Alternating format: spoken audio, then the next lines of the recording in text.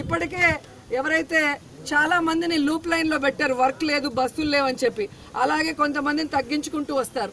ఇప్పుడు కొత్తగా రిక్రూట్మెంట్ లేకపోవటం వల్ల కూడా, ఉన్న వాళ్ళల్లో కూడా చాలా మంది రిటైర్డ్ అవటం వల్ల కూడా మరి అది కూడా ఒక రిక్రూట్మెంట్ లేదు కాబట్టి అది కూడా ఒక అనుమానానికి దారి తీస్తుంది. ఎందుకంటే కొత్త ఉద్యోగాలు ఇవ్వట్లేదు, ఉన్న వాళ్ళకి పని లేకుండా లూప్ లైన్లో పెట్టేసి ఈరోజు బస్సుల్ని తగ్గిస్తున్నారు అంటే ఖచ్చితంగా ఆర్టీసీని వీళ్ళు అమ్మేయాలన్న ప్రయత్నం చేస్తున్నారని. ఈరోజు దివాకర్ ట్రావెల్స్ లాంటి వాళ్ళకి ఈ ఆర్టీసీని అమ్మేయటానికే చంద్రబాబు నాయుడు గారు ఈ పాలన తీసుకొస్తున్నాడు అనేది స్పష్టంగా అర్థమవుతుంది. ఎందుకంటే వాళ్ళు ఏ విధంగా ప్రజల నుంచి డబ్బులు పిండుతున్నారు, అలాగే వాళ్ళ ప్రాణాలను ఎలా తోడేస్తున్నారో కేర్లెస్గా మనం కళ్ళారా చూసాం. అలాంటి వాళ్ళ మీద ఇంతవరకు ఒక యాక్షన్ కూడా తీసుకోలేదు.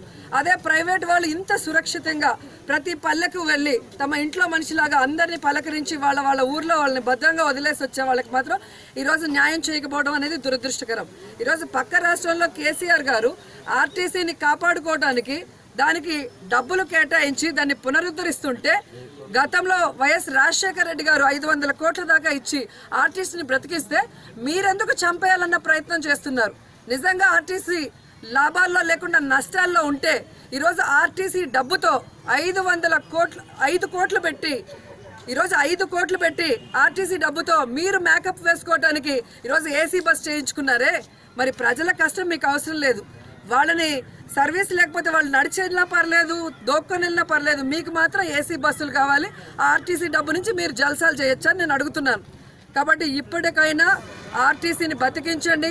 పల్లెల్లో ఉన్న ప్రజలందరికీ కూడా ఇది నిత్యావసరం కాబట్టి దాన్ని అందుబాటులోకి తీసుకొచ్చి పేరు తెలుగు వెలుగు మార్చడమే కాకుండా వైఎస్ఆర్ గారు తీసుకొచ్చినట్టు గ్రామాల్లో తిరిగే బస్సులకి మరి ట్యాక్స్ లేకుండా మరి చేయాలి. అలాగే ఏదైతే ఆర్టీసీ కొంటుందో ప్రతి వస్తువు మీద ముందు 12% వ్యాట్ ఉంటే ఇప్పుడు 28%కి వెళ్ళటం వల్ల వాళ్ళు పర్చేజ్ ఏమీ చేయకుండా ఈరోజు బస్సులు ఏదైనా పాడైనా కూడా వాటిని రిపేర్ చేయలేని దౌర్భాగ్య పరిస్థితిలో బస్సులు మూల పడుతున్నాయి.